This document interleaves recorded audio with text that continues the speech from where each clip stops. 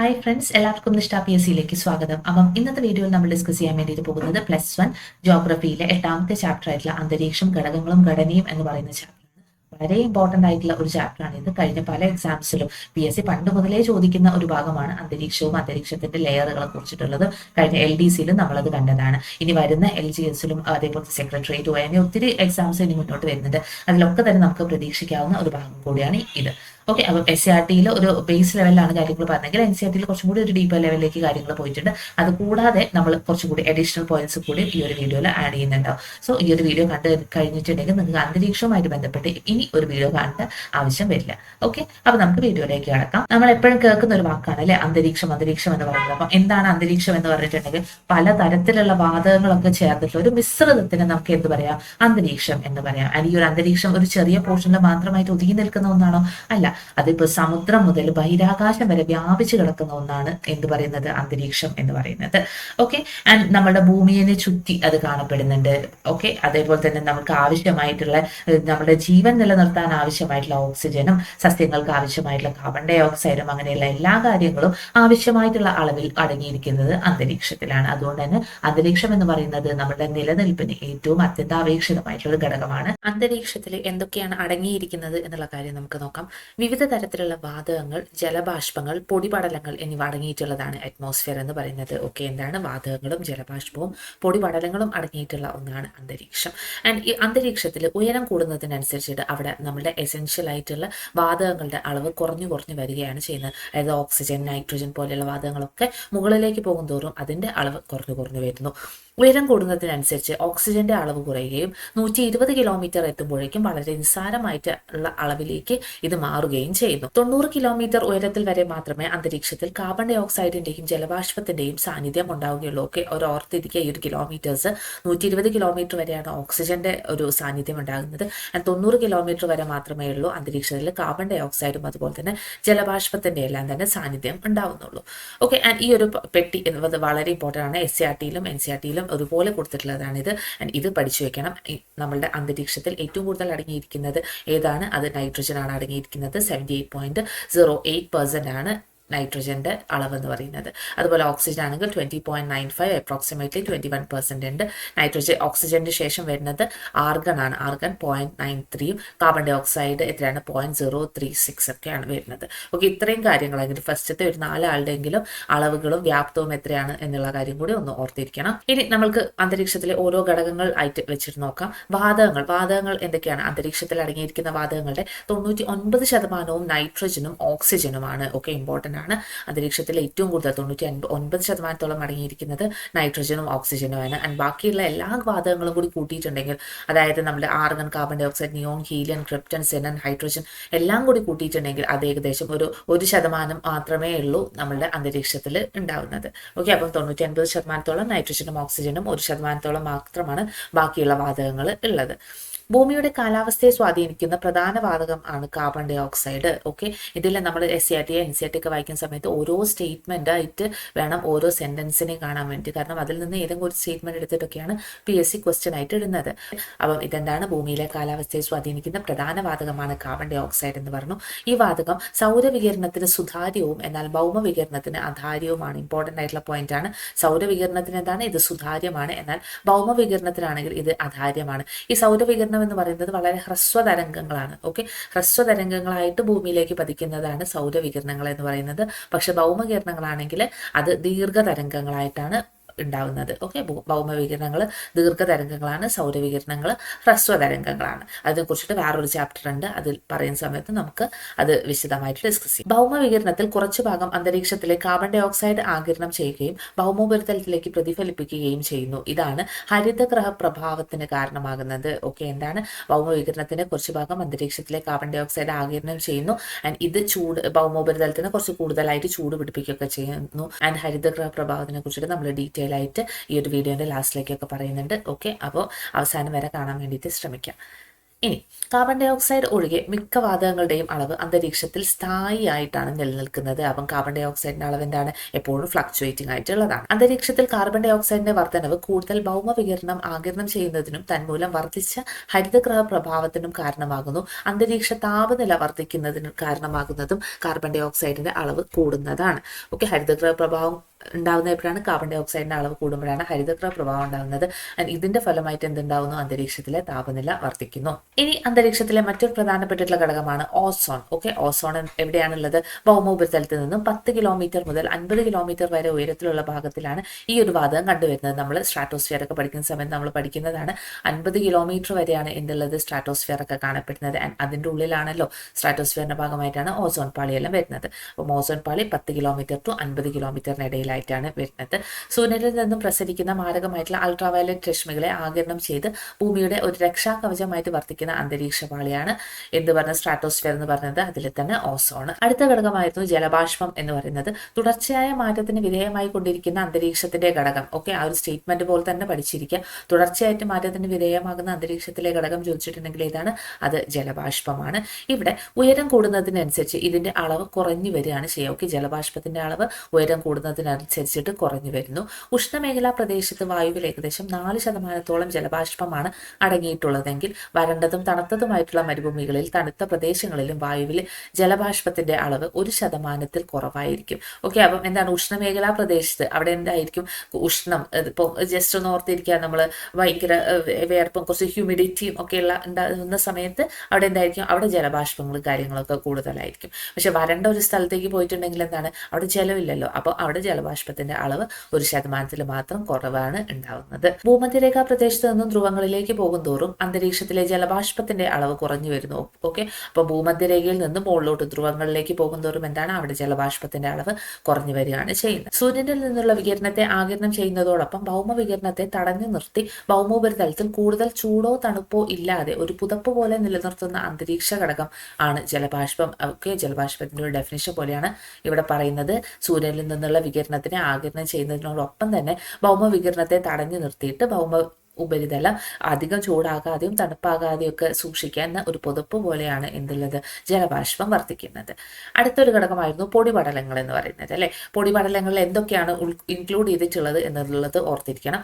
കടലുപ്പ്, ചാരം, പൂമ്പൊടി, ഉൽക്കാശകലങ്ങൾ, നേർത്ത മൺതരികൾ, ഇതെല്ലാം ചേർന്നിട്ടുള്ളതാണ് പൊടിപടലങ്ങൾ എന്ന് പറയുന്നത്.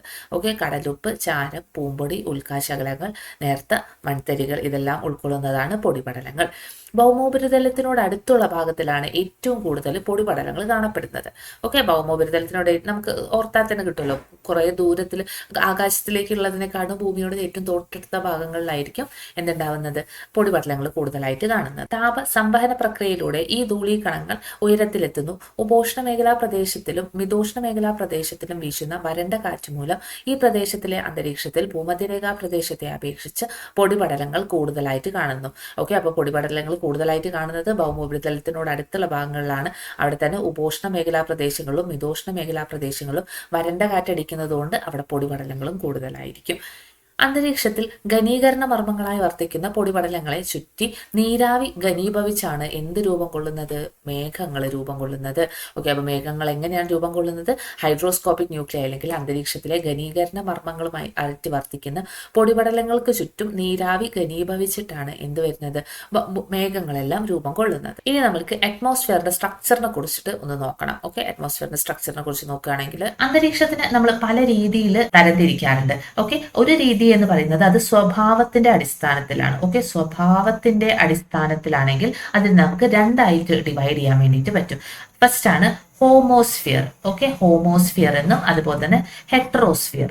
ഓക്കെ, ഹോമോസ്ഫിയർ, ഹെട്രോസ്ഫിയർ എന്നീ രണ്ടായിട്ട് സ്വഭാവത്തിന്റെ അടിസ്ഥാനത്തിൽ നമുക്ക് അന്തരീക്ഷത്തിനെ വേർതിരിക്കാൻ വേണ്ടിയിട്ട് പറ്റും. ഓക്കെ, അപ്പൊ നമുക്ക് ഓരോന്നായിട്ട് നോക്കാം. എന്താണ് ഹോമോസ്ഫിയർ എന്ന് പറഞ്ഞിട്ടുണ്ടെങ്കിൽ, ഹോമോസ്ഫിയർ എന്ന് പറയുന്നത് 90 മുതൽ 100 കിലോമീറ്റർ വരെ ഉയരത്തില് വ്യാപിച്ചു കിടക്കുന്ന ഒരു അന്തരീക്ഷ മേഖലയാണ്. ഓക്കെ, ഓർത്തിരിക്കുക. എന്താണ് 90 മുതൽ 100 കിലോമീറ്റർ വരെ ഉയരത്തിൽ വ്യാപിച്ചിരിക്കുന്ന ഒരു അന്തരീക്ഷ മേഖലയാണ് നമ്മൾ എന്ത് പറയുന്നത്, ഹോമോസ്ഫിയർ എന്ന് പറയുന്നത്. ആൻഡ് ഇവിടെ വാതകങ്ങളുടെ വളരെ വലിയൊരു മിശ്രണം തന്നെ നമുക്ക് കാണാൻ പറ്റും. അതിനെ നമ്മൾ പറയുന്നത് ടർബ്യുലന്റ് മിക്സിംഗ് എന്നാണ്. ഓക്കെ, ടർബ്യുലന്റ് മിക്സിംഗ് വാതകങ്ങളുടെ ഒരു ടർബ്യുലന്റ് മിക്സിംഗ് തന്നെ നമുക്ക് എവിടെ കാണുന്നുണ്ട്, ഹോമോസ്ഫിയറിൽ കാണാൻ പറ്റുന്നുണ്ട്. നമുക്കറിയാം അന്തരീക്ഷത്തിലെ എല്ലാ ഭാഗങ്ങളിലും ഒരുപോലെ ആയിരിക്കില്ല അതിന്റെ ഘടന എന്ന് പറയുന്നത്. ചില ഭാഗങ്ങളിൽ ചൂട് കൂടുതലായിരിക്കും, ചില ഭാഗങ്ങളിൽ ചൂട് കുറവായിരിക്കും, ചില ഭാഗത്ത് സാന്ദ്രത കൂടുതലാണെങ്കിൽ ചില സ്ഥലത്ത് സാന്ദ്രത കുറവായിരിക്കും. ഓക്കെ, പക്ഷെ ഇവിടെ എന്ന് പറയുന്നത് ഇവിടുത്തെ രാസഘടന എല്ലായിടത്തും ഒരുപോലെയാണ്. ഓക്കെ, രാസഘടന എങ്ങനെയാണ്, ഒരുപോലെയാണ്, സെയിം ആണ് എല്ലായിടത്തും വരുന്നത്. ഇവിടെ ഹോമോസ്ഫിയറിൽ. ഓക്കെ, ആൻഡ് ഈ ഒരു കാര്യം കൊണ്ട് തന്നെയാണ് ഇതിനെ നമ്മൾ എന്ത് പറയുന്നത്, ഹോമോസ്ഫിയർ എന്ന് പറയുന്നത്. ഓക്കെ, ഹോമോ എന്ന് പറഞ്ഞിട്ടുണ്ടെങ്കിൽ എന്താണ്, സെയിം, എല്ലായിടത്തും സെയിം എന്നുള്ള ഒരു അർത്ഥത്തിലാണ് നമ്മൾ എപ്പോഴും ഹോമോ എന്ന് പറയുന്നത്.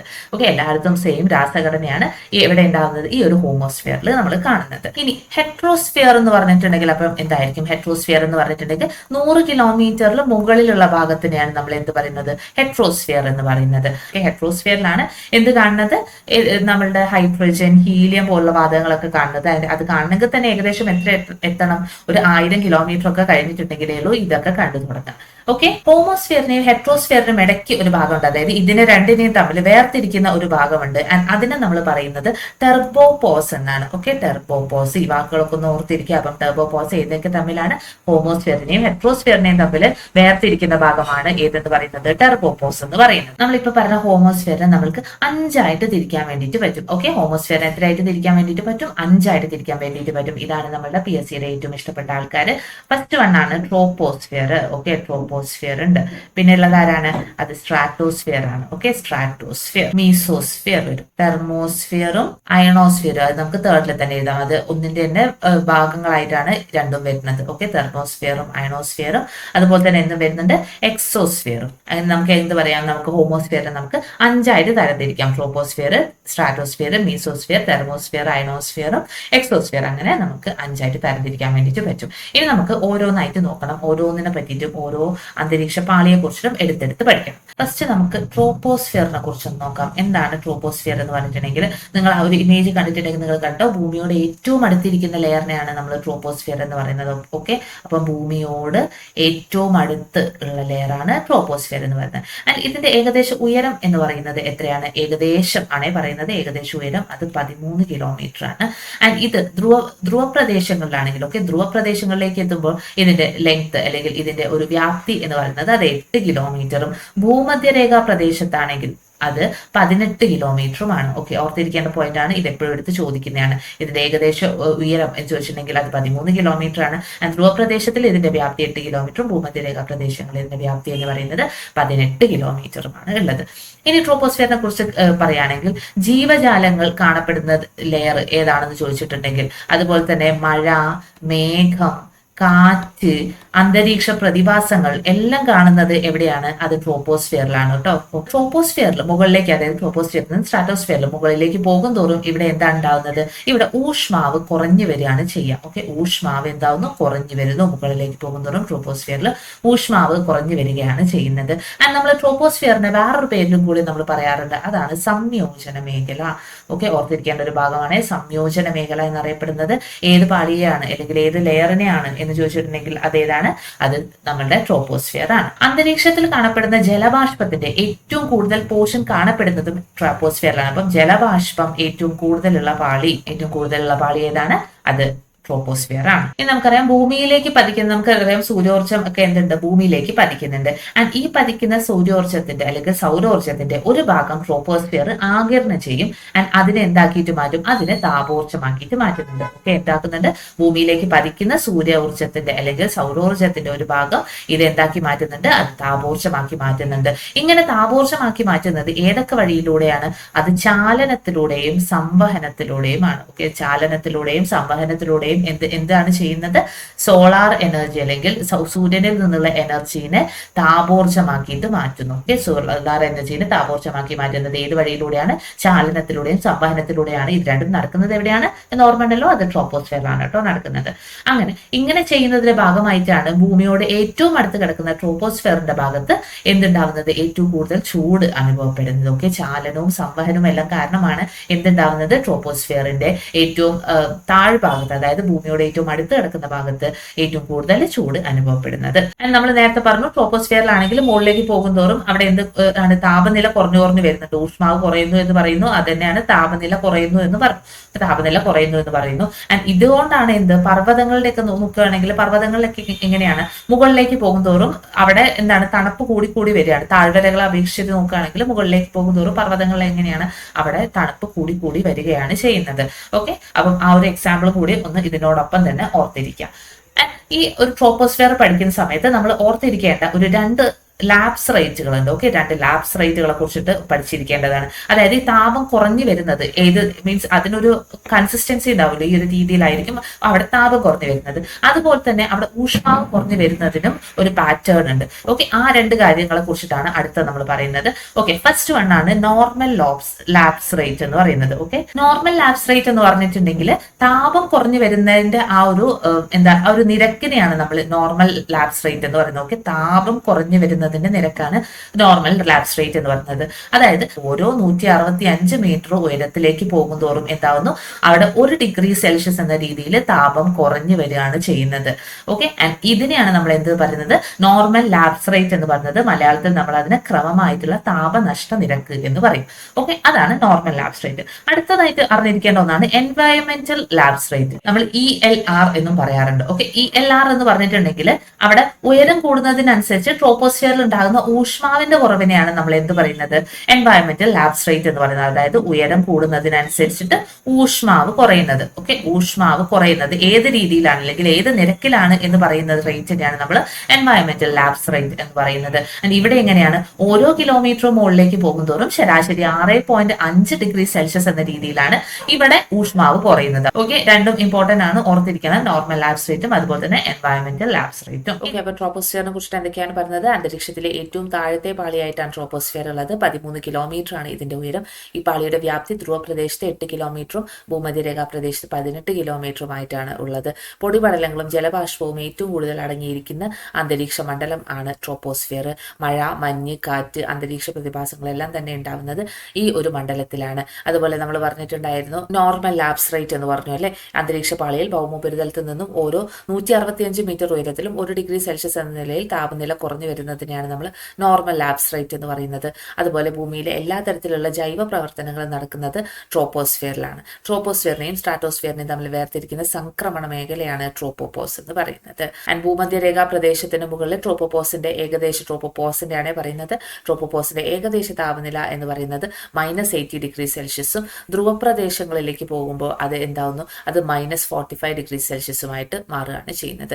ആൻഡ് ട്രോപ്പോപോസിലെ താപനില ഏകദേശം സ്ഥിരവുമാണ്. അടുത്ത നമുക്ക് നോക്കാം, അടുത്ത ലെയർ ആയിട്ടുള്ള സ്ട്രാറ്റോസ്ഫിയറിനെ കുറിച്ചിട്ട് നോക്കാം. നമ്മൾ ട്രോപ്പോസ്ഫിയർ പറഞ്ഞപ്പോൾ എങ്ങനെയായിരുന്നു, ട്രോപ്പോസ്ഫിയർ എന്ന് പറയുന്നത് ഏകദേശം 13 കിലോമീറ്റർ വരെയായിരുന്നു. അത് ഓക്കെ, ഭൂമിയുടെ ഉപരിതലത്തിൽ നിന്നും ഏകദേശം 13 കിലോമീറ്റർ വരെ ഉയരത്തിലായിരുന്നു ട്രോപ്പോസ്ഫിയർ ഉണ്ടായിരുന്നത്. ഇനി സ്ട്രാറ്റോസ്ഫിയർ പറയുമ്പോൾ അതെങ്ങനെയാണ്, അത് ട്രോപ്പോസ്ഫിയറിന്റെ മുകളിലായിട്ട് ഏകദേശം 50 കിലോമീറ്റർ ഉയരത്തിൽ കാണപ്പെടുന്ന ലെയർ ആണ് സ്ട്രാറ്റോസ്ഫിയർ. ഈ നമ്പറുകൾ ഇമ്പോർട്ടന്റ് ആണ്. 50 കിലോമീറ്ററിലുള്ളതാണ് സ്ട്രാറ്റോസ്ഫിയർ എന്ന് പറയുന്നത്. നമ്മൾ നേരത്തെ അവിടെ പറഞ്ഞിട്ടുണ്ടായിരുന്നു, അവിടെ താപം പ്രസരിക്കുന്നത് അല്ലെങ്കിൽ അവിടെ ചൂടെല്ലാം പോകുന്നത് ഏത് വഴിയിലൂടെയാണ്, സംവഹനത്തിലൂടെയും ചാലനത്തിലൂടെയാണ് പോകുന്നതെങ്കിൽ ഇവിടെ ഈ ഒരു ലെയറിൽ, ഈ ഒരു പാളിയിൽ വായുവിന്റെ സംവഹന ചലനം നമുക്ക് എന്ത് പറയാം, ഓൾമോസ്റ്റ് ഇല്ല എന്ന രീതിയിൽ തന്നെ വേണമെങ്കിൽ പറയാൻ വേണ്ടിയിട്ട് പറ്റും. ഓക്കെ, എന്താണ് വായുവിന്റെ സംവഹന ചലനം തീരെ ഇല്ലാതെ അല്ലെങ്കിൽ വളരെ കുറവായിട്ടുള്ള ഒരു ലെയറാണ് സ്ട്രാറ്റോസ്ഫിയർ എന്ന് പറയുന്നത്. ആൻഡ് ഇവിടെ ഉയരം കൂടുന്നതിനനുസരിച്ച് ഇവിടെ താപനില എന്താ ചെയ്യുന്നത്, അവിടെ കൂടുകയാണ് ചെയ്യുന്നത്. ഓക്കെ, എന്താണ്, ഉയരം കൂടുമ്പോൾ അവിടെ താപനിലയും കൂടും. ട്രോപ്പോസ്ഫിയറിൽ എങ്ങനെയായിരുന്നു, ഉയരം കൂടുന്നതിനനുസരിച്ചിട്ട് താപനില കുറയായിരുന്നു ചെയ്തിട്ടുണ്ടായിരുന്നത്. സ്ട്രാറ്റോസ്ഫിയറിൽ പക്ഷെ ഉയരം കൂടുന്നതിനനുസരിച്ചിട്ട് അവിടെ താപനില കൂടി വരികയാണ് ചെയ്യുന്നത്. ഓക്കെ, ആൻഡ് ഈ ഒരു മേഖലയിൽ നമ്മൾ പൊതുവെ എന്ത് കാണാറില്ല, മേഘങ്ങൾ അധികം കാണാറില്ല. ഓക്കെ, മേഘങ്ങൾ അധികം കാണാത്ത ഒരു ലെയറാണ് സ്ട്രാറ്റോസ്ഫിയർ. അതായത് മേഘങ്ങളൊക്കെ അധികം കാണുന്നത് ട്രോപ്പോസ്ഫിയർ, അതായത് ഭൂമിയുടെ ഏറ്റവും അടുത്തിരിക്കുന്ന ആ ഒരു മണ്ഡലത്തിലാണ് ഏറ്റവും കൂടുതൽ മേഘങ്ങളെല്ലാം കാണപ്പെടുന്നത്. പക്ഷെ സ്ട്രാറ്റോസ്ഫിയറിൽ മേഘങ്ങൾ ഉണ്ടോ എന്ന് ചോദിച്ചിട്ടുണ്ടെങ്കിൽ മേഘങ്ങൾ ഉണ്ട്, പക്ഷെ അതൊരു 30 കിലോമീറ്ററിന് മുകളിലേക്കൊക്കെ ആയിട്ടാണ് അവിടെ മേഘങ്ങൾ കാണപ്പെടുന്നത്. അങ്ങനെ കാണപ്പെടുന്ന ഒരു മേഘത്തിന്റെ പേര് നമ്മൾ പലപ്പോഴുമായിട്ട് കേട്ടിട്ടുണ്ടാവും. അതാണ് നാക്രിയസ് മേഘങ്ങൾ. ഓക്കെ, നാക്രിയസ് മേഘങ്ങൾ കാണപ്പെടുന്ന അന്തരീക്ഷ പാളി ഏതാണ് എന്ന രീതിയിൽ പല പ്രാവശ്യം ക്വസ്റ്റ്യൻ വന്നിട്ടുണ്ട്. അതെവിടെയാണ്? അത് സ്ട്രാറ്റോസ്ഫിയറിലാണ് കാണപ്പെടുന്നത്. വളരെ ലൂമിനസെന്റ് ആയിട്ടുള്ള അല്ലെങ്കിൽ വളരെ തിളക്കമുള്ള ഒരു ടൈപ്പ് ഓഫ് മേഘമാണ് നാക്രിയസ് മേഘം എന്ന് പറയുന്നത്. അതുകൊണ്ട് തന്നെ നമ്മൾ അതിന് വേറൊരു പേരിലും കൂടി പറയാറുണ്ട്, മദർ ഓഫ് പേൾസ് എന്ന് പറയും. Okay, mother of pearls. ഇത് പ്രാവശ്യം ക്വസ്റ്റ്യൻ ചോദിച്ചിട്ടുണ്ടായിരുന്നു. മദർ ഓഫ് പേൾസ് എന്നറിയപ്പെടുന്നത് എന്തിനെയാണ് എന്ന് ചോദിച്ചിട്ട് അത് ഈ നാക്രിയസ് മേഘങ്ങളെയാണ് കേട്ടോ, ഓർത്തിരിക്കുക. ആൻഡ് ഈ ഒരു നാക്രിയസ് മേഘങ്ങൾ മെയിൻ ആയിട്ടും ഇതിൽ ഉൾക്കൊള്ളുന്ന കാര്യങ്ങൾ കൂടി ഒന്ന് ഓർത്തിരിക്കുക. ഖരമഞ്ഞ്, ഓക്കെ, ഖരമഞ്ഞും അതുപോലെ തന്നെ അതിശൈത്യ ജലവും. ആൻഡ് സ്ട്രാറ്റോസ്ഫിയർ പഠിക്കുന്ന സമയത്ത് നമുക്ക് എപ്പോഴും PSC ചോദിക്കുന്ന ഒരാളാണ് ആര്? ഓസോൺ അല്ലെ. ഓസോൺ പാളി കാണപ്പെടുന്നത് ഏത് ലെയറിലാണ്? ഓസോൺ ലെയർ കാണപ്പെടുന്നത് ഏത് പാളിയിലാണ് എന്ന രീതിയിലൊക്കെ പല പ്രാവശ്യം നമ്മൾ ചോദ്യങ്ങൾ കണ്ടിട്ടുള്ളതാണ്. സ്ട്രാറ്റോസ്ഫിയറിനെ കുറിച്ചൊരു ചോദ്യം ഉണ്ടെങ്കിൽ അത് അധികവും ഒന്നെങ്കിൽ ഈ നാക്രിയസ് മേഘങ്ങളായിരിക്കും അല്ലെങ്കിൽ ഈ ഓസോൺ ലെയറിനെ കുറിച്ചിട്ടായിരിക്കും. അപ്പം എന്താണ് ഓസോൺ ലെയർ എന്ന് പറഞ്ഞിട്ടുണ്ടെങ്കിൽ, ഓസോൺ എന്ന് പറഞ്ഞിട്ടുണ്ടെങ്കിൽ അത് O3 ആണ്. ഓക്കെ, O3 ആണ്. അതായത് 3 ഓക്സിജൻ ആറ്റങ്ങൾ കാരണം നിർമ്മിതമായിട്ടുള്ള ഒരു തന്മാത്രയാണ് എന്തെന്ന് പറയുന്നത്? ഓസോൺ എന്ന് പറയുന്നത്. ആൻഡ് സൂര്യനിൽ നിന്ന് വരുന്ന വിനാശകരമായിട്ടുള്ള അൾട്രാവയലറ്റ് രശ്മികളെയൊക്കെ തടയാൻ വേണ്ടിയിട്ടുള്ള ഒരു കവചം പോലെ ഉള്ള ഒരു ലെയർ ആണ് ഓസോൺ ലെയർ എന്ന് പറയുന്നത്. ആൻഡ് ഇത് കാണപ്പെടുന്നത് നമുക്ക് ഓൾറെഡി അറിയുന്നതാണ്, അത് സ്ട്രാറ്റോസ്ഫിയറിലാണ് കാണപ്പെടുന്നത്. ആൻഡ് ഇവിടെ ഇങ്ങനെ ഒരു O3 ഉണ്ടാവുന്നത് എങ്ങനെയാണ്? O3 ആവുന്നത് എങ്ങനെയാണ് എന്നുള്ള കാര്യം കൂടി ജസ്റ്റ് ഒന്ന് ഓർത്തിരിക്കുക. സൂര്യനിൽ നിന്ന് വരുന്ന അൾട്രാവയലറ്റ് രശ്മികൾ എന്താക്കുന്നു? ആദ്യം ഓക്സിജനെ വിഘടിക്കുകയാണ് ചെയ്യുന്നത്. അങ്ങനെ വിഘടിച്ച ഒരു ഓക്സിജൻ വീണ്ടും എന്താവുന്നു? ഒരു ഓക്സിജൻ തന്മാത്രയുമായിട്ട് കൂടിയിട്ടാണ് അത് O3 എന്ന ഒരു രൂപത്തിലേക്ക് വരുന്നത്. ആൻഡ് ഓസോൺ ശോഷണം വളരെ പ്രോമിനന്റ് ആയിട്ടാണ് ഇപ്പൊ നടന്നുകൊണ്ടിരിക്കുന്നത്, നമുക്ക് അറിയുന്നതാണ്. ആൻഡ് ഓസോൺ ശോഷണത്തിന് മെയിൻ ആയിട്ടുള്ള കാരണങ്ങളായിട്ടുള്ള 2 വാതകങ്ങളുണ്ട്. അതാണ് ഹാലോൺസും അതുപോലെ തന്നെ കാർബൺ മോണോക്സൈഡും. ഓക്കെ, ഹാലോൺസും കാർബൺ മോണോക്സൈഡുമാണ് നമ്മുടെ ഓസോൺ ലെയറിന്റെ ശോഷണത്തിന് ഇമ്പോർട്ടന്റ് ആയിട്ടുള്ള 2 വാതകങ്ങൾ എന്ന് പറയുന്നത്. ഈ ഓസോൺ നമ്മൾ എങ്ങനെയാണ് സൂര്യനിൽ നിന്ന് വരുന്നത് കൂടാതെ തന്നെ ഇടിമിന്നലും കൊടുങ്കാറ്റൊക്കെ ഉണ്ടാകുന്ന സമയത്ത് പ്രകൃതിയാ തന്നെ അന്തരീക്ഷത്തിൽ ചെറിയ അളവിലെല്ലാം ഓസോൺ രൂപപ്പെടാറുണ്ട്. ലോക ഓസോൺ ദിനം എന്നാണ് ലോക ഓസോൺ ദിനമായിട്ടുള്ളത്. അത് സെപ്റ്റംബർ 16. ഓക്കെ, ലോക ഓസോൺ ദിനം എന്നാണ്, അത് സെപ്റ്റംബർ 16. ഓസോൺ ശോഷണത്തിന് കാരണമായിട്ടുള്ള ഒരു ഉടമ്പടി നമ്മൾ പലപ്പോഴും പഠിച്ചിട്ടുണ്ടാവും. അതാണ് Montreal protocol. Okay, Montreal protocol. വർഷം കൂടി ഒന്ന് ഓർത്തിരിക്കുക. 1987 വിയന്നയിൽ വെച്ചിട്ടാണ്. ഓക്കെ, വിയന്നയിൽ വെച്ചിട്ടാണ് ഈ ഒരു പ്രോട്ടോകോളിൽ അത് ഒപ്പിടുന്നത്. ഓക്കെ, എന്തിനു വേണ്ടിയിട്ടായിരുന്നു? ഓസോൺ ശോഷണത്തിന് കാരണമാകുന്ന ഉൽപ്പന്നങ്ങളെല്ലാം തന്നെ ഘട്ടം ഘട്ടമായിട്ട് നിരോധിക്കാൻ വേണ്ടിയിട്ടുള്ള ഒരു അന്താരാഷ്ട്ര ഉടമ്പടിയായിരുന്നു മോൺട്രിയാൽ പ്രോട്ടോകോൾ എന്ന് പറയുന്നത്. വർഷം എപ്പോഴും ചോദിക്കുന്നതാണ്. 1987 വിയന്നയിൽ വെച്ചിട്ടാണ് ആ ഒരു ഉച്ചകോടി നടന്നതും ഈ ഒരു പ്രോട്ടോകോൾ അംഗീകരിക്കുകയൊക്കെ ചെയ്യുന്നത്. അതുപോലെ തന്നെ നമ്മുടെ സ്ട്രാറ്റോസ്ഫിയറുമായിട്ട് ബന്ധപ്പെട്ടിട്ടുള്ള ഒരു പോയിന്റും കൂടിയുണ്ട്. ജെറ്റ് വിമാനങ്ങൾ പോകുന്നത്. ഓക്കെ, ജെറ്റ് വിമാനങ്ങൾ ഏറ്റവും കൂടുതൽ പോകുന്നത് ഏത് പാളിയിലൂടെയാണ് എന്ന് ചോദിച്ചിട്ടുണ്ടെങ്കിൽ അത് സ്ട്രാറ്റോസ്ഫിയറിലൂടെയാണ് കേട്ടോ. ഓക്കെ, ഇനി സ്ട്രാറ്റോസ്ഫിയർ ആണെങ്കിൽ ട്രോപ്പോസ്ഫിയറിന് തൊട്ട് മുകളിലായിട്ടുള്ള അന്തരീക്ഷ പാളിയാണ് സ്ട്രാറ്റോസ്ഫിയർ. ഭൗമോപരിതലത്തിൽ നിന്നും ശരാശരി 50 കിലോമീറ്റർ വരെയാണ് ഇത് വ്യാപിച്ചു കിടക്കുന്നത്. അന്തരീക്ഷത്തിലെ ഏറ്റവും പ്രധാനപ്പെട്ട ഓസോൺ പാളി സ്ട്രാറ്റോസ്ഫിയറിലാണ് കാണപ്പെടുന്നത്. അൾട്രാവയലറ്റ് രശ്മികളിൽ നിന്നെല്ലാം ഭൂമിയുടെ രക്ഷാകവചമായിട്ട് വർത്തിക്കുന്നത് ഓസോൺ പാളിയാണെന്ന് പറഞ്ഞിട്ടുണ്ട്. അപ്പം അടുത്ത നമ്മൾ നോക്കുന്നത് മീസോസ്ഫിയറിനെ കുറിച്ചിട്ടാണ്. അപ്പം ട്രോപ്പോസ്ഫിയറിന്റെ എത്രയായിരുന്നു നമ്മൾ ഉയരം പറഞ്ഞത്? 13 കിലോമീറ്റർ വരെയാണ് ശരാശരി ഉയരം എന്ന് പറഞ്ഞാൽ. സ്ട്രാറ്റോസ്ഫിയർ 50 കിലോമീറ്റർ വരെ വരുന്നുണ്ട്. ആൻഡ് മീസോസ്ഫിയർ എന്ന് പറയുന്നത് അത് 80 കിലോമീറ്റർ വരെയാണ്. അതായത് മീസോസ്ഫിയർ എന്നാണ് സ്ട്രാറ്റോസ്ഫിയറിന് തൊട്ട് മുകളിലായിട്ടുള്ളതാണ് മീസോസ്ഫിയർ എന്ന് പറയുന്നത്. അതിനു മുൻപ് നേരത്തെ പറയാൻ വിട്ടുപോയത് ഒന്നുണ്ട്. സ്ട്രാറ്റോസ്ഫിയറിനെയും മീസോസ്ഫിയറിനെയും തമ്മിൽ വേർതിരിക്കുന്ന ഒരു സംക്രമണ മേഖലയുണ്ട്. അതിനാണ് നമ്മൾ സ്ട്രാറ്റോപോസ് എന്ന് പറയുന്നത്. ഓക്കെ, സ്ട്രാറ്റോപോസ് എന്താണ്? മീസോസ്ഫിയറിനെയും സ്ട്രാറ്റോസ്ഫിയറിനെയും തമ്മിൽ നമ്മൾ വേർതിരിക്കുന്ന സംക്രമണ മേഖല.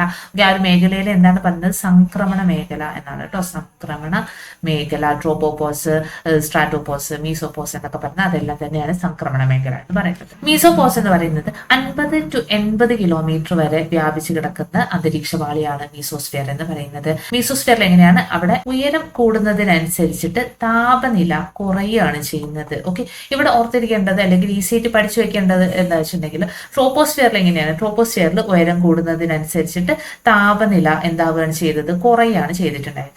ഓക്കെ, ഇവിടെയാണെങ്കിലോ സ്ട്രാറ്റോസ്ഫിയറിൽ ഉയരം കൂടുന്നതിനനുസരിച്ചിട്ട് ഇവിടെ എന്തായി? താപനില കൂടി വരികയാണ് ചെയ്തിട്ടുണ്ടായിരുന്നത്.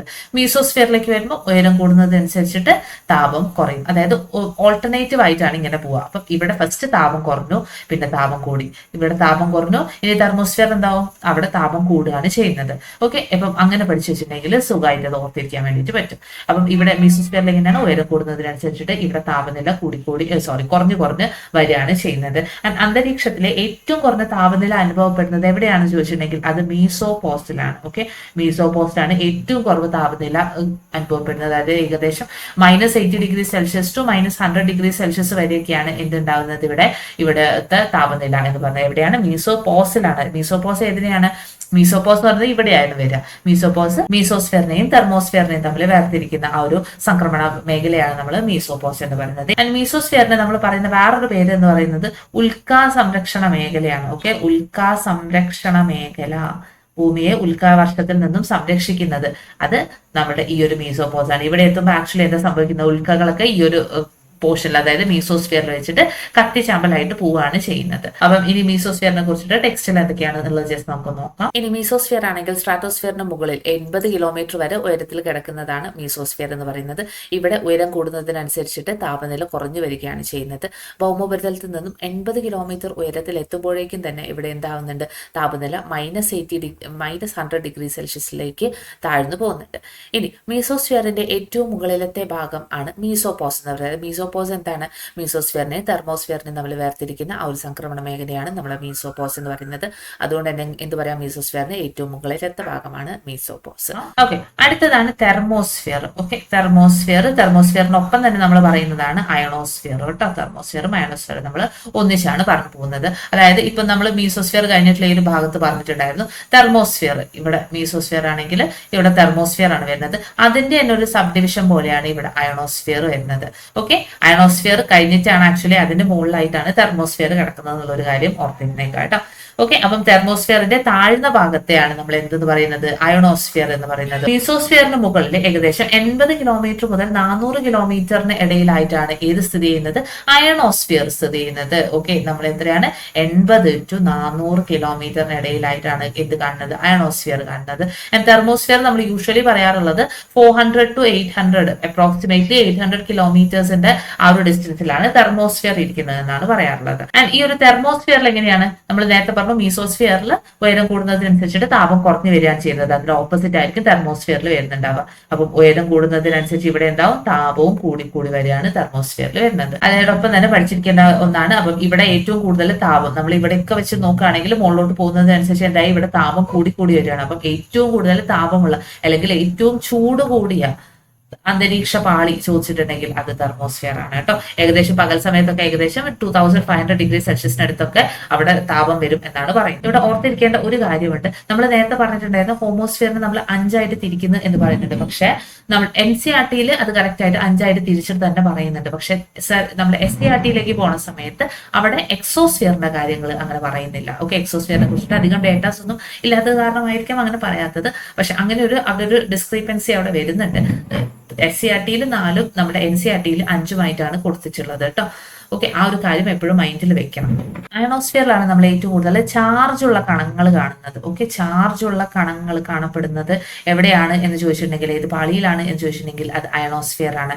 ഓക്കെ, അതുപോലെ തന്നെ നമ്മളുടെ കമ്മ്യൂണിക്കേഷൻസ്, സാറ്റലൈറ്റ് കമ്മ്യൂണിക്കേഷൻസും അങ്ങനെയുള്ള കാര്യങ്ങളൊക്കെ നടക്കുന്നത് ഏതിലാണ്? അത് അയണോസ്ഫിയറിലാണ്. ഓക്കെ, സാറ്റലൈറ്റ് കമ്മ്യൂണിക്കേഷൻസ് അങ്ങനത്തെ കാര്യങ്ങളൊക്കെ നടക്കുന്നത് അത് എവിടെയാണ്? അയണോസ്ഫിയറിലാണ്. അതോടൊപ്പം തന്നെ വൈദ്യുതി കടത്തിവിടുന്ന മേഖല, ദീർഘദൂര വാർത്താവിനിമയത്തിന് സഹായിക്കുന്നത്, അന്തരീക്ഷത്തിലേക്ക് എത്തുന്ന റേഡിയോ തരംഗങ്ങളെ ഭൂമിയിലേക്ക് തന്നെ തിരിച്ച് പ്രതിഫലിപ്പിക്കുന്നത് എല്ലാം തന്നെ അയണോസ്ഫിയർ ആണ്. അറോറ എന്ന് പറയുന്ന ഒരു പ്രകാശ പ്രതിഭാസമുണ്ട്. ഓക്കെ, അറോറ എന്ന് പറയുന്ന പ്രതിഭാസം എന്ന് പറയുന്നത് നമ്മൾ എന്താ പറയുക, സൗത്ത് പോൾ ലൈറ്റ്സ് അല്ലെങ്കിൽ നോർത്തേൺ ലൈറ്റ്സ്, സദേൺ ലൈറ്റ്സ് എന്ന് പറഞ്ഞിട്ടൊക്കെ കേട്ടിട്ടുണ്ടാവും. ഈ ഉത്തര ദക്ഷിണ ധ്രുവങ്ങളിലൊക്കെ കാണപ്പെടുന്ന ഒരു ലൈറ്റ് ആണ്. രാത്രി കാലങ്ങളിലൊക്കെ ചില സമയങ്ങളിൽ മാത്രം, അതായത് സോളാർ വിൻഡ് ഒക്കെ ഉള്ള സമയത്ത് ആ സോളാർ വിൻഡ് ഈ അന്തരീക്ഷത്തിലെ തന്മാത്രകളൊക്കെ ആയിട്ട് കൂട്ടിമുട്ടുന്ന സമയത്ത് അവിടെ ഉണ്ടാകുന്ന ഒരു കളർഫുൾ ആയിട്ടുള്ള ഒരു സീനറിയുള്ള ഒരു ഗ്രീൻ ബ്ലൂ ലൈറ്റ്സ് ഒക്കെ ആയിട്ട് ആകാശത്ത് നമ്മൾ കാണും. അതിനെയാണ് നമ്മൾ അറോറ എന്ന് പറയുന്നത്. ആൻഡ് ഈ ഒരു അറോറ പ്രതിഭാസം ഉണ്ടാകുന്നത് എവിടെയാണെന്ന് ചോദിച്ചിട്ടുണ്ടെങ്കിൽ അത് തെർമോസ്ഫിയറിലാണ്.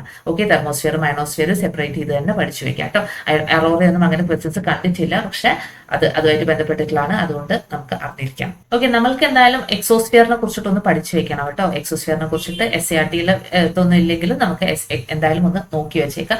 എക്സോസ്ഫിയർ എന്ന് പറയുന്നത് നമുക്കറിയാം തെർമോസ്ഫിയറിന് തൊട്ട് മുകളിലായിട്ടുള്ളതാണ് എക്സോസ്ഫിയർ എന്ന് പറയുന്നത്. ആൻഡ് എക്സോസ്ഫിയറിന് അപ്പുറത്തേക്ക് ബഹിരാകാശമാണ്. നമ്മൾ അന്തരീക്ഷത്തിനെ കുറിച്ചിട്ട് ഡിഫൈൻ ചെയ്ത സമയത്ത് തന്നെ പറഞ്ഞിട്ടുണ്ടായിരുന്നു, സമുദ്രതലം മുതൽ ബഹിരാകാശം വരെ നീണ്ടു കിടക്കുന്ന ഒന്നാണ് അന്തരീക്ഷം എന്ന് പറയുന്നത്. ആൻഡ് ഓക്കെ, അപ്പൊ ആ ബഹിരാകാശത്തേക്കുള്ള എൻട്രൻസ് അല്ലെങ്കിൽ ബഹിരാകാശത്തിന്റെ തുടക്കം അതെവിടെയാണ്? അത് എക്സോസ്ഫിയറിലാണ്. ആൻഡ് ഇവിടെ ഏറ്റവും കൂടുതൽ കാണപ്പെടുന്ന രണ്ട് വാതകങ്ങളുണ്ട്, അതാണ് ഹൈഡ്രജനും ഹീലിയവും. ഓക്കെ, ഹൈഡ്രജനും ഹീലിയവും ഏറ്റവും കൂടുതൽ കാണപ്പെടുന്നത് അത് എക്സോസ്ഫിയറിലാണ്. നൈട്രജനും ഓക്സിജനും ഒക്കെ ഉണ്ട്, പക്ഷെ അത് എല്ലാം തന്നെ ഈ എക്സോസ്ഫിയറിന്റെ ഏറ്റവും താഴ്ന്ന തലങ്ങളിൽ മാത്രമേ വളരെ മൈന്യൂട്ട് ആയിട്ടുള്ള രീതിയിൽ ഹൈഡ്രജനും ഓക്സിജനും കാർബൺ ഡൈ ഓക്സൈഡും കാര്യങ്ങളൊക്കെ നമുക്ക് കാണാൻ വേണ്ടിയിട്ട് പറ്റുള്ളൂ. അധികം ഡേറ്റാസ് ഒന്നും എക്സോസ്ഫിയറിനെ കുറിച്ചിട്ട് നമുക്ക് അധികം കിട്ടിയിട്ടില്ല.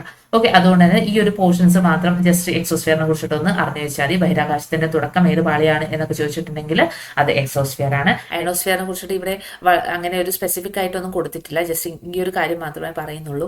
80 കിലോമീറ്ററിനും 400 കിലോമീറ്ററിനും മീസോസ്ഫിയറിന്റെ മുകളിലായിട്ട് 80 കിലോമീറ്ററിനും 400 കിലോമീറ്ററിനും ഇടയിൽ സ്ഥിതി ചെയ്യുന്ന മണ്ഡലമാണ് അയണോസ്ഫിയർ എന്ന് പറയുന്നത്. വൈദ്യുത ചാർജുള്ള അയോൺ കണികകളുടെ സാന്നിധ്യമുള്ളത് കൊണ്ടാണ് ഈ പാളിയെ അയണോസ്ഫിയർ എന്ന് വിളിക്കുന്നത്. ഭൂമിയിൽ നിന്നും അയക്കുന്ന റേഡിയോ തരംഗങ്ങളെ പ്രതിഫലിപ്പിച്ച് ഭൂമിയിലേക്ക് തിരിച്ചയക്കുന്ന പാളി ചോദിച്ചാൽ അത് അയണോസ്ഫിയർ ആണ്. ഇവിടെ ഉയരം കൂടുന്നതിനനുസരിച്ചിട്ട് താപനില കൂടിക്കൂടി വരികയാണ് ചെയ്യുന്നത്. ആൻഡ് തെർമോസ്ഫിയറിനെ കുറിച്ചിട്ട് ആക്ച്വലി NCERT ടെക്സ്റ്റിൽ ഒന്നും തന്നെ പറഞ്ഞിട്ടില്ല. തെർമോസ്ഫിയർ എന്താണ് എന്നുള്ള കാര്യം ഒന്നും പറയുന്നില്ല. പക്ഷെ നമ്മുടെ SCRT ടെക്സ്റ്റ് എടുത്തിട്ടുണ്ടെങ്കിൽ തെർമോസ്ഫിയറിനെ കുറിച്ചിട്ട് പറഞ്ഞിട്ടുണ്ട്. അതാണ് നമ്മൾ നേരത്തെ ഡിസ്കസ് ചെയ്തിട്ടുണ്ടായിരുന്നത്. ഇനി എക്സോസ്ഫിയറിനെ കുറിച്ചിട്ട് ഇവിടെ മാത്രമേ പറയുന്നുള്ളൂ, SCRT-യിൽ എവിടെയൊന്നും പറയുന്നില്ല. അന്തരീക്ഷത്തിലെ ഏറ്റവും മുകളിലത്തെ പാളിയാണ് എക്സോസ്ഫിയർ എന്ന് പറയുന്നത്. വളരെ പരിമിതമായിട്ടുള്ള അറിവുകൾ മാത്രമേ നമുക്ക് ഈ ഒരു എക്സ്ഫിയറിനെ കുറിച്ചിട്ട് ഉള്ളൂ. ഈ പാളിയിലെ വായു തന്മാത്രകളുടെ സാന്നിധ്യം ക്രമേണ നേരത്തെ വരികയും ബഹിരാകാശത്തിലേക്ക് ലയിക്കുകയുമാണ് ചെയ്യുന്നത്. അല്ലെങ്കിൽ എന്ത് നമ്മൾ പറഞ്ഞിട്ടുണ്ടായിരുന്നു, ബഹിരാകാശത്തിന്റെ തുടക്കം ഏത് പാളിയാണ് എന്ന് ചോദിച്ചിട്ടുണ്ടെങ്കിൽ അത് നമുക്ക് എക്സോസ്ഫിയർ ആണെന്ന് പറയാൻ വേണ്ടിയിട്ട് പറ്റും. ഇനി 400 കിലോമീറ്ററിന് മുകളിൽ സ്ഥിതി ചെയ്യുന്ന ഈ പാളി ബഹിരാകാശത്തോട് ചേർന്നാണ് ഇരിക്കുന്നത്. ഇനി ജസ്റ്റ് ഈ ഒരു പോയിന്റ് കൂടി ഒന്ന് നോക്കി വെച്ചേക്കാം. ഭൗമോപരിതലത്തിന്റെ ജീവന്റെ നിലനിൽപ്പിനെയും കാലാവസ്ഥാ മാറ്റങ്ങളെയും സ്വാധീനിക്കുന്ന അന്തരീക്ഷ ഘടകങ്ങൾ ചോദിച്ചിട്ടുണ്ടെങ്കിൽ അത് ഊഷ്മാവ്, മർദ്ദം, കാറ്റ്, ആർദ്രത, മേഘങ്ങൾ, വർഷണം എന്നിവയാണ്. ഇതിനെക്കുറിച്ചിട്ട് ഇനി വരുന്ന ചാപ്റ്റേഴ്സിൽ പറയുന്നുണ്ട്. ആ ചാപ്റ്റേഴ്സ് നിങ്ങൾക്ക് എടുക്കണം എന്നുണ്ടെങ്കിൽ ഒന്ന് കമന്റ് ചെയ്യാൻ, നമുക്ക് ആ ഒരു ചാപ്റ്റർ കൂടി ഡിസ്കസ് ചെയ്യാം കേട്ടോ. ഈ ഒരു പോർഷൻ എന്ന് പറയുന്നത് നമ്മുടെ SCRT ടെക്സ്റ്റിൽ കൊടുത്തിട്ടുള്ള ഒരു പോർഷൻ ആണ്. അതിൽ നിന്നും ഞാൻ ബാക്കിയുള്ള പോർഷൻസ് ഒക്കെ നമ്മൾ ഓൾറെഡി ഇതിൽ ഡിസ്കസ് ചെയ്ത് കഴിഞ്ഞു. അതല്ലാതെ നമ്മൾ ഡിസ്കസ് ചെയ്യാത്ത NCERT-യുമായിട്ട് ബന്ധപ്പെടുത്തി ഡിസ്കസ് ചെയ്യാത്ത SCRT-യിലെ ചാപ്റ്ററിലെ ഭാഗങ്ങളാണ് ഹരിതഗ്രഹ പ്രഭാവവുമായിട്ട് വരുന്ന ഒരു ഭാഗം. ഓക്കെ, അന്തരീക്ഷത്തിൽ അടങ്ങിയിട്ടുള്ള ചില വാതകങ്ങൾക്ക് സൗരതാപനത്തെ കടത്തിവിടാനും ഭൗമവികിരണത്തെ ആഗിരണം ചെയ്യാനും ഉള്ള കഴിവുണ്ട്. Carbon dioxide, methane, ozone തുടങ്ങിയ വാതകങ്ങളും നീരാവിയും ഭൂമിയിൽ നിന്നുയരുന്ന ഭൗമവികിരണത്തെ ആഗിരണം ചെയ്ത് ഭൂമിയോട് അടുത്തുള്ള അന്തരീക്ഷത്തിലെ താപനില കുറയാതെ നിലനിർത്തുന്നു. ആൻഡ് ഈ ഒരു പ്രതിഭാസത്തിനെയാണ് നമ്മൾ ഹരിതഗ്രഹ പ്രഭാവം അഥവാ ഗ്രീൻ ഹൗസ് ഇഫക്റ്റ് എന്ന് പറയുന്നത്. ആൻഡ് ഈ ഒരു വാതകങ്ങളെ, അതായത് ഏതൊക്കെ വാതകങ്ങളാണ്? Carbon dye oxide, ozone, methane, അതുപോലെ തന്നെ നീരാവി. ഇതിനെല്ലാമാണ് നമ്മൾ എന്തെന്ന് പറയുന്നത്? ഹരിതഗ്രഹ വാതകങ്ങൾ. ഇത് മൂന്നാണ് ഹരിതഗ്രഹ വാതകങ്ങൾ എന്ന് പറയുന്നത്. ഇത് പലപ്പോഴും ചോദിക്കാറുണ്ട്. എപ്പോഴും ഇതിനൊപ്പം ഒരു നൈട്രജനെ ഇട്ടിട്ട് ഇതിൽ ഓൾ വൺ ഔട്ട് ഏതാണ് എന്ന രീതിയിലാണ് അധികം വരാറുള്ളത്. അതുകൊണ്ട് ഇവരെ മൂന്നാരുടെയും പേരും നീരാവി ഇതിൽ ഇൻക്ലൂഡഡ് ആണ് എന്നുള്ള കാര്യം കൂടി ഒന്ന് പഠിച്ചിരിക്കാം. ഇനി അന്തരീക്ഷത്തിലെ ഹരിതഗ്രഹ പ്രഭാവം ജീവന്റെ നിലനിൽപ്പിന് അനിവാര്യമാണെങ്കിലും ഹരിതഗ്രഹ വാതകങ്ങളിൽ ഉണ്ടാകുന്ന ക്രമാതീതമായിട്ടുള്ള വർധനവ് അന്തരീക്ഷ താപനില വർദ്ധിക്കുന്നതിന് കാരണമാകുന്നു. അഗ്നിപർവ്വത സ്ഫോടനം, ജൈവവസ്തുക്കളുടെ ജീർണനം തുടങ്ങിയ സ്വാഭാവിക മാർഗങ്ങളിലൂടെ, ധാതു ഇന്ധനങ്ങൾ കത്തിക്കൽ, മരം മുറിക്കൽ തുടങ്ങിയ പ്രവർത്തനങ്ങളിലൂടെയും ഹരിതഗ്രഹവാതകങ്ങൾ അന്തരീക്ഷത്തിൽ എത്തുന്നു. അപ്പം ഏതിലൂടെയൊക്കെയാണ് ഹരിതഗ്രഹവാതകങ്ങൾ അന്തരീക്ഷത്തിലേക്ക് എത്തുന്നത്? അഗ്നിപർവ്വത സ്ഫോടനം, ജൈവവസ്തുക്കളുടെ ജീർണനം, അതുപോലെ തന്നെ ധാതു ഇന്ധനങ്ങളുടെ കത്തിക്കൽ, മരം മുറിക്കൽ, ഇതിലൂടെയൊക്കെയാണ് ഹരിതഗ്രഹവാതകങ്ങൾ അന്തരീക്ഷത്തിൽ എത്തുന്നത്. അതോടൊപ്പം തന്നെ 20-ാം നൂറ്റാണ്ടിൽ ഹരിതഗ്രഹവാതകങ്ങളുടെ അളവിലുണ്ടാകുന്ന ക്രമാതീതമായിട്ടുള്ള വർധനവ് അന്തരീക്ഷത്തിലെ ശരാശരി താപനിലയിൽ 0.4 ഡിഗ്രി സെൽഷ്യസ് വർധനവുണ്ടാക്കിയതായിട്ട് പഠനങ്ങൾ തെളിയിച്ചിട്ടുണ്ട്. ഒരു നമ്പർ ഓർത്തിരിക്കുക, 0.4 ഡിഗ്രി സെൽഷ്യസ്. ഹരിതഗ്രഹവാതകങ്ങളിലൂടെ അന്തരീക്ഷ താപനിലയിൽ ഉണ്ടാകുന്ന വർധനവിനെ നമ്മൾ എന്തെന്ന് പറയുന്നു? ഗ്ലോബൽ വാർമിംഗ് എന്നാണ് അതിനെ വിശേഷിപ്പിക്കുന്നത്. ആൻഡ് ഗ്ലോബൽ വാർമിംഗ് കാരണം എന്തൊക്കെ വിപത്തുകളാണ് ഉണ്ടാകുന്നത്? ധ്രുവ പ്രദേശങ്ങളിലെ മഞ്ഞുരുകുന്നതിലൂടെ അവിടെ സമുദ്രജലനിരപ്പ് ഉയരുന്നു. സമുദ്രതീര ആവാസ വ്യവസ്ഥയിൽ ഉണ്ടാകുന്ന നാശം, ഭക്ഷ്യദൗർലഭ്യം, വൻതോതിലുള്ള കുടിയേറ്റം തുടങ്ങിയ പ്രശ്നങ്ങളിലേക്ക് നയിക്കുന്നു. ആവാസ വ്യവസ്ഥയിലെ ചില സസ്യജന്തുജാലങ്ങളെ പരിസ്ഥിതിയുടെ നാശത്തിനേക്കും ഇത് കാരണമാകുന്നുണ്ട്. ഓക്കെ, ഇത് ഇമ്പോർട്ടന്റ് ആയിട്ടുള്ള ഭാഗമാണ്. ഇതിൽ നിന്നും ക്വസ്റ്റ്യൻസ് വരാറുള്ളതാണ്. ഓക്കെ, നേരത്തെ നമ്മൾ ഒരു പ്രോട്ടോകോൾ പഠിച്ചിട്ടുണ്ടായിരുന്നു. ഇതായിരുന്നു മോൺട്രിയൽ പ്രോട്ടോകോൾ എന്ന് പറഞ്ഞത്. അതായത് ഓസോൺ ഡിപ്ലീഷനിലേക്ക് നയിക്കുന്ന കാര്യങ്ങൾക്ക് ഘട്ടം ഘട്ടമായിട്ട് കുറയ്ക്കാൻ വേണ്ടിയിട്ടുള്ളതായിരുന്നു മോൺട്രിയൽ പ്രോട്ടോകോൾ എന്ന് പറയുന്നത്. ഓക്കെ, മോൺട്രിയാലിന്റെ വർഷം ഏതായിരുന്നു? 1987 അതിലൊരു 10 കൂട്ടി 1997 ഏത് വരുന്നത്? ക്യോട്ടോ പ്രോട്ടോകോൾ വരുന്നത്. ഓക്കെ, ഇത് രണ്ടും അങ്ങനെ പഠിച്ചു വെച്ചാൽ മതി. മോൺട്രിയൽ പ്രോട്ടോകോൾ 1987 ക്യോട്ടോ പ്രോട്ടോകോൾ വരുന്നത് 1997 അപ്പം ക്യോട്ടോ പ്രോട്ടോകോൾ എന്തിനു വേണ്ടിയിട്ടുള്ളതാണ്? ഹരിതഗ്രഹവാതകങ്ങൾ നിയന്ത്രിക്കുന്നതിനായിട്ടുള്ള ആഗോള ശ്രമങ്ങളിൽ ഏറ്റവും പ്രധാനപ്പെട്ടിട്ടുള്ളതാണ് ക്യോട്ടോ പ്രോട്ടോകോൾ. 1997 ജപ്പാനിൽ നടന്ന ക്യോട്ടോ ഉച്ചകോടിയുടെ ഭാഗമായി വിളംബരം ചെയ്യപ്പെട്ട ഈ ഉത്തരവ് 2005 141 രാജ്യങ്ങളുടെ അംഗീകാരത്തോടെ നിലവിൽ വരുന്നു. അപ്പം ഈ ഒരു ഉച്ചകോടി നടക്കുന്നത് എപ്പോഴാണ്? 1997 ഉച്ചകോടി നടക്കുന്നതെങ്കിലും ഈ ഒരു പ്രോട്ടോകോൾ നിലവിൽ വരുന്നത് 2005 മാത്രമാണ്.